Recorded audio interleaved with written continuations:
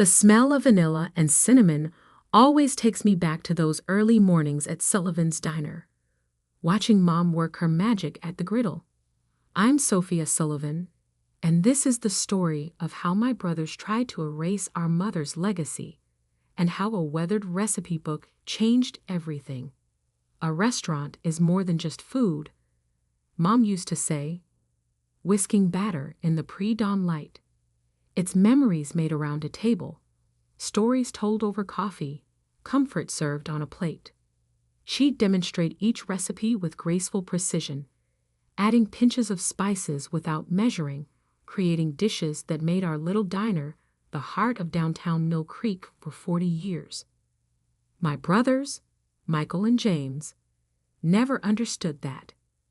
They saw the worn vinyl booths, the decades-old coffee machines, the cracked tile floor that Mom refused to replace because it had character. They didn't see what I saw.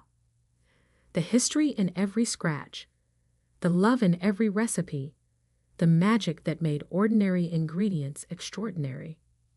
I practically grew up in that kitchen, watching Mom transform simple ingredients into dishes that people drove hours to taste. Her blueberry pancakes weren't just breakfast. They were clouds of perfection that made food critics write poetry. Her chicken pot pie had a crust so flaky it made pastry chefs weep.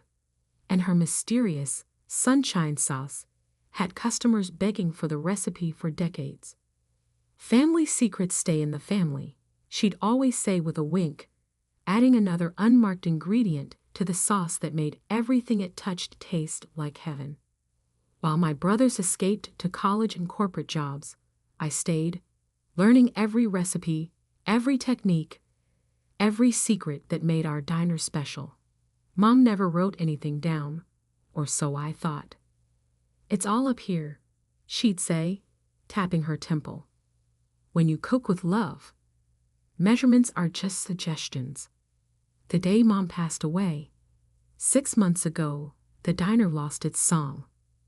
The morning rush felt hollow without her voice calling out orders. The kitchen seemed too big without her presence.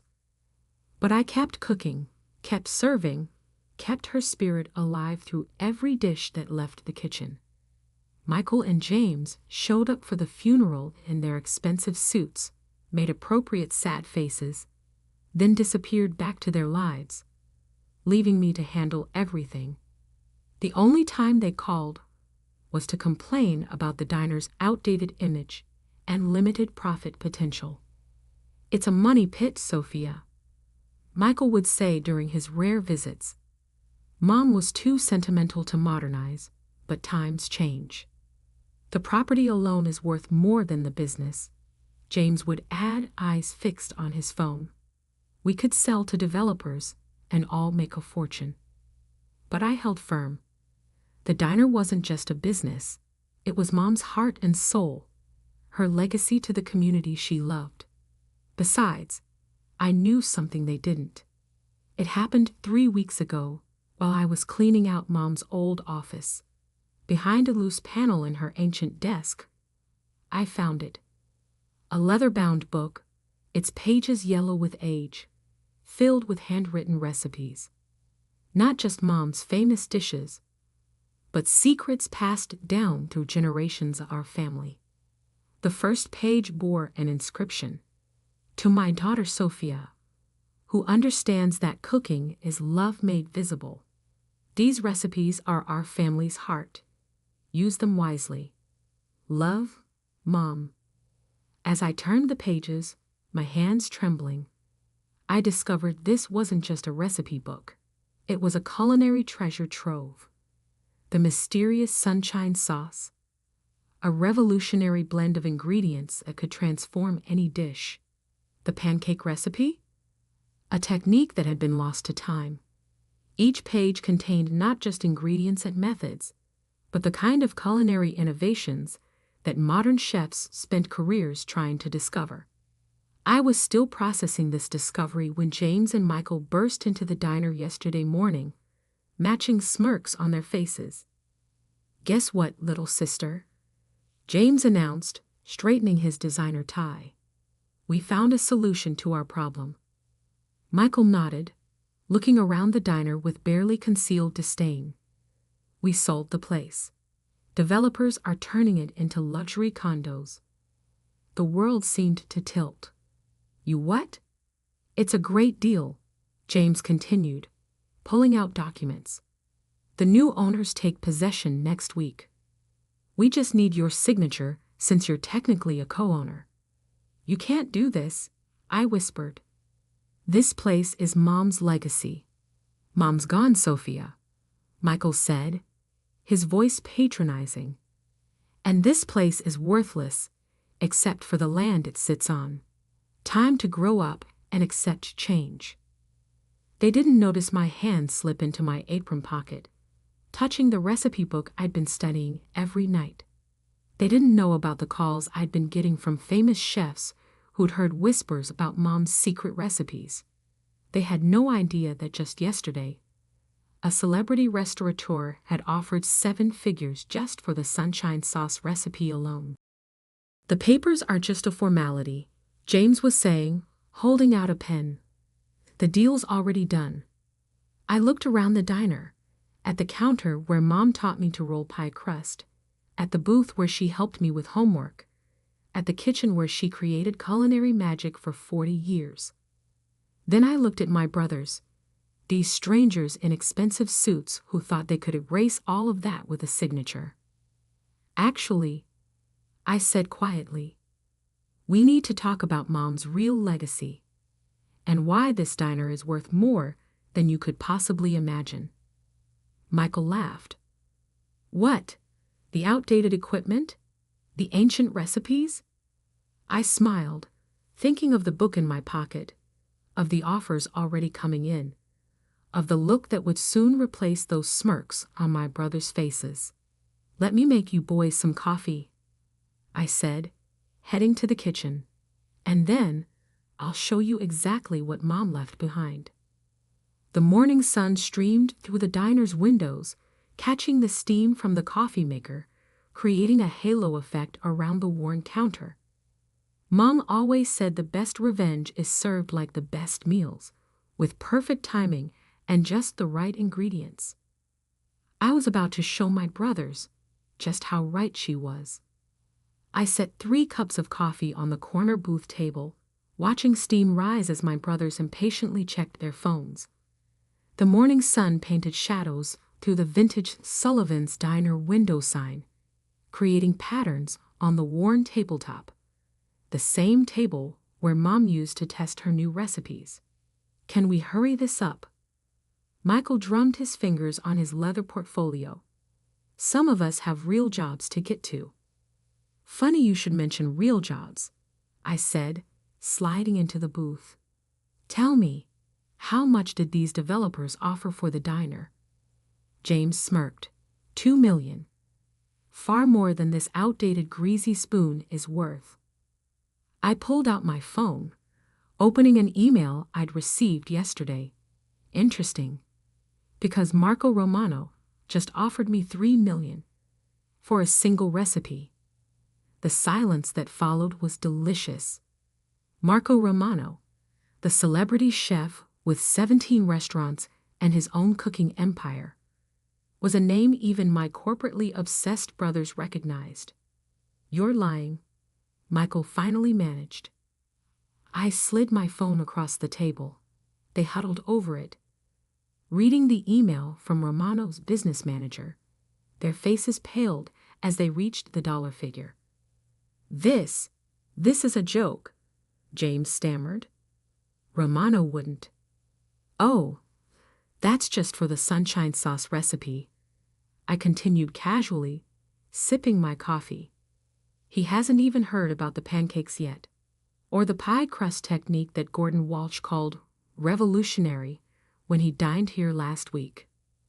Gordon Walsh, the 3-star Michelin chef? Michael's coffee cup froze halfway to his mouth. I nodded.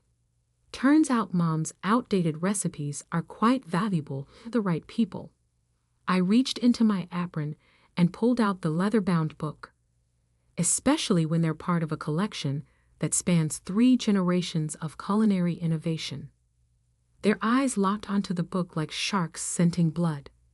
I could practically see dollar signs reflecting in their designer glasses. "If this is true," James said slowly, "then as co-owners of the diner, those recipes belong to all of us." "Actually," I countered, "Mom left the book specifically to me. Check the inscription." They read Mom's handwritten note, their expressions darkening. "This doesn't change anything," Michael snapped. "The sale agreement is already unsigned." I cut in. "And incomplete without my approval. But here's what you don't understand. The recipes are just the beginning." I pulled out my laptop, opening the files I'd prepared. Over the past 3 weeks, since finding Mom's book, I've been documenting everything. Testing recipes, recording techniques, upgrading equipment, and people have noticed. I showed them the reservations list, packed solid for the next 6 months. The write-ups in food blogs, the messages from celebrity chefs and restaurant critics begging for tables. Last Tuesday, Anthony Chin from Taste Masters came in disguised to try Mom's pot pie. He called it, and I quote, "a masterclass in comfort food elevation that makes modern molecular gastronomy look like amateur hour." "That's impossible," James protested. "This is just a diner." "No," I corrected him. "This is a culinary legacy. Mom wasn't just cooking, she was innovating. That sunshine sauce, it's a completely unique process that creates flavors nobody has been able to replicate. The pancake recipe? It involves a technique that professional chefs have been trying to figure out for decades." I opened another email. The Food Network wants to feature us in their Hidden Gems series. The Culinary Institute of America is interested in documenting Mom's techniques for their archives, and 3 different restaurant groups have approached me about franchise opportunities. Michael leaned forward, his business instincts finally engaging. "How much are we talking about?" "The recipes alone? Industry experts value them at 8 figures. The diner, with its established brand and growing reputation, add another 0. But the developers," James began, "can find another location." I finished. "This spot, this diner, with its history and its secrets, it's worth more than any luxury condo project." I pulled out a folder of my own. "So here's my offer. I'll buy out your shares. Fair market value, based on current professional assessments of the business's potential. You walk away with more than your developer deal would have paid, and I keep Mom's legacy alive. Or," Michael's eyes narrowed, "or I go public with everything. The secret recipes, the celebrity chef endorsements, the franchise potential. Watch how fast your $2 million deal evaporates when developers realize what they're trying to tear down." James reached for the recipe book. I pulled it back smoothly. "The book stays with me. Mom's orders." "This is blackmail," he sputtered. "No," I corrected. "This is business. Isn't that what you've been telling me to learn about?" My phone buzzed. Another message from Marco Romano's team. They were raising their offer for the sunshine sauce recipe to $4 million. "Take the night to think about it," I said, standing up. "I have a diner to run. Oh, and you might want to stay for breakfast. The food critics from the Times are coming in to try Mom's blueberry pancakes. Apparently, they've heard some interesting rumors about a secret ingredient that changes the entire structure of the batter." I headed to the kitchen, leaving them staring at their phones, frantically Googling recent reviews of Sullivan's Diner. Through the service window, I could see them huddled together, whispering urgently, their developer's contract forgotten on the table. Opening Mom's recipe book to the pancake page, I smiled at her handwritten notes in the margins. The secret isn't in the ingredients, Sophia. It's in knowing how precious things are and protecting them. The morning crew was arriving, tying on their aprons. The prep list for today included 3 of Mom's signature dishes that food critics had been raving about. Soon, the diner would be full of regular customers and culinary professionals, all drawn by the magic that my brothers had dismissed as worthless. I fired up the griddle, the same one Mom had cooked on for decades. As the surface heated, I swore I could hear her laugh, proud and strong, echoing through her kitchen. The battle wasn't over. I knew my brothers well enough to expect resistance, schemes, possibly even legal threats. But I had something they didn't. Not just Mom's recipes, but her wisdom, her passion, and her understanding of what made food truly special. The recipe book sat safely in my apron pocket as I began mixing the pancake batter, adding each ingredient with the precision Mom had taught me. Outside, the line was already forming. Locals who'd loved Mom's cooking for years mixed with food critics and celebrity chefs, all waiting to taste what my brothers had tried to destroy. "Time to cook," I whispered, hearing Mom's voice in my head, "and show them what priceless really means." The next morning, Sullivan's Diner hummed with an energy I hadn't felt since Mom passed. Every table was full. Regular customers mixed with food critics, celebrity chefs trying to decode our recipes, and even a few nervous-looking real estate developers. I was plating Mom's signature pancakes when my brother stormed in, wielding folders of legal documents and matching scowls. "This ends now," Michael announced, slapping a stack of papers on the counter. We had our lawyers look everything over. As majority shareholders. Actually, a smooth voice interrupted, "You might want to review the original ownership documents again." Marco Romano himself stood from his booth, cutting an impressive figure in his chef's whites.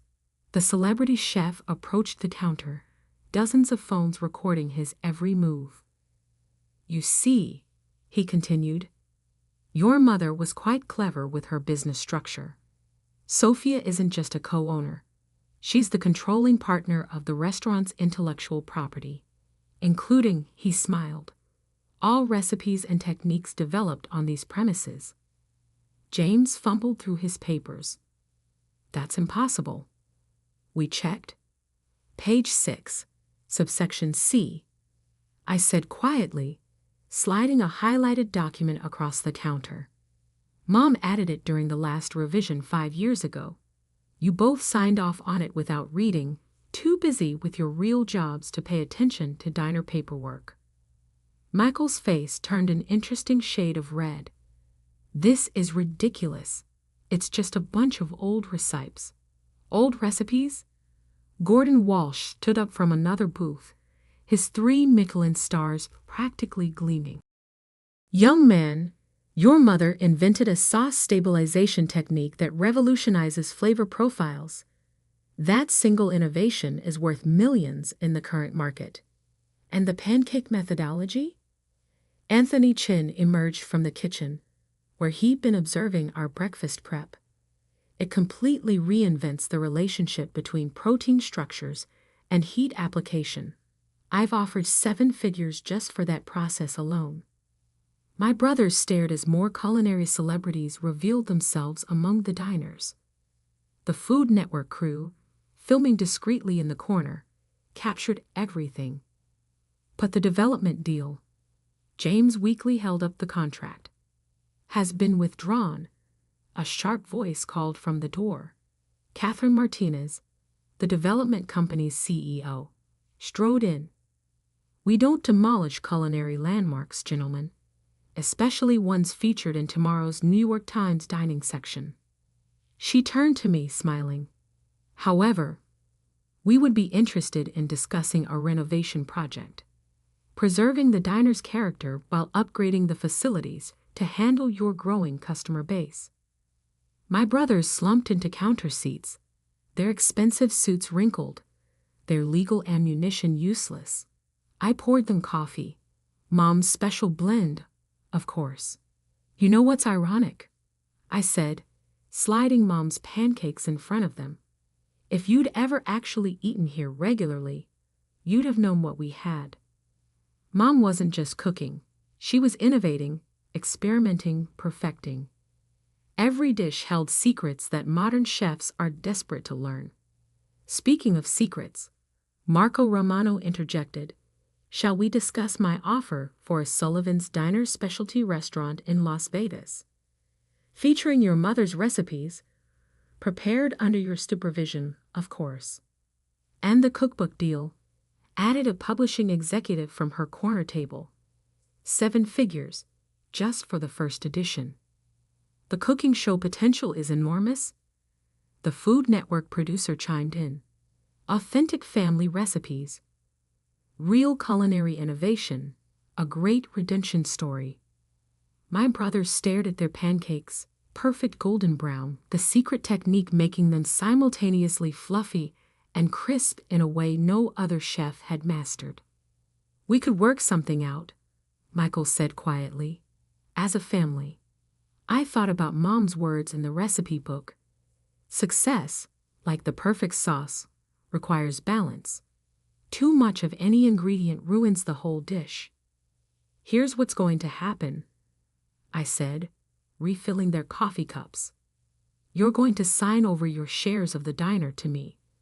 Fair market value, as originally offered. In exchange, you'll each receive a small percentage of the licensing profits from Mom's recipes. Not because you deserve it, but because Mom would have wanted the family to share in her legacy. And if we refuse..." James attempted one last show of defiance. Marco Romano laughed. "Then your sister takes these recipes and opens a new restaurant without you. How much do you think this property will be worth when Sullivan's Diner relocates 2 blocks away?" They signed the papers within the hour. 1 year later, Sullivan's Diner celebrated its reopening. The renovation had been perfect, maintaining the classic feel while modernizing the kitchen and expanding the seating. The original booths were reupholstered, the vintage sign restored, the character preserved, but enhanced. We now serve over 1,000 customers daily. The waiting list for dinner reservations is months long. 3 nights a week, I teach cooking classes, sharing some of Mom's simpler recipes with aspiring chefs. The more revolutionary techniques are being documented by culinary institutes, ensuring Mom's innovations will educate future generations. The Las Vegas restaurant opens next month. The cookbook is already a bestseller. The Food Network series, Sullivan's Secret Recipes, debuts in the fall. Michael and James. They come around occasionally, usually when the quarterly profit shares are distributed. They even eat here sometimes, finally learning to appreciate what Mom created. Last week, I caught Michael trying to reverse engineer the sunshine sauce recipe. I just smiled. Some secrets aren't meant to be cracked. Mom's recipe book sits in a place of honor behind the counter, in a custom display case.